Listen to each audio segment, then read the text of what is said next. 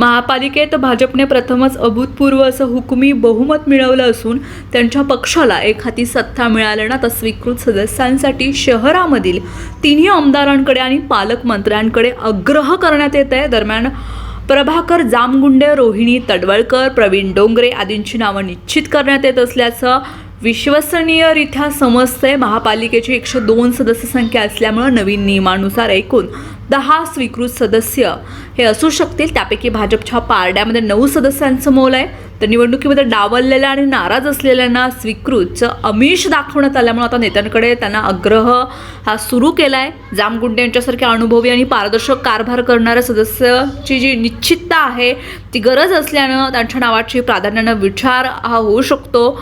शहराध्यक्ष पदाची धुरा यशस्वीपणे सांभाळल्यामुळं आणि उमेदवारीपासून 2 वेळा वंचित राहिल्यामुळं रोहिणी तडवळकर यांचंही नाव प्राधान्यानं घेण्यात येत आहे। पक्षावर नाराज असलेले माजी नगरसेवक जगदीश पाटील यांची ही समजूत काढून त्यांना निवडणूक प्रचारामध्ये जुंपलं होतं।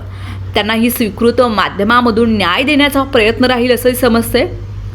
तसेच प्रवीण डोंगरे, कुमुद अंखाराम, तसंच शिक्षण, वैद्यकीय आणि पत्रकारिता क्षेत्रामध्ये प्रत्येकांची वर्णी लागण्याची शक्यता आहे। या स्वीकृत सदस्यांसाठी भाजपकडे 400हून अधिक जणांनी अर्ज दाखल केल्याचंही सांगण्यात येते।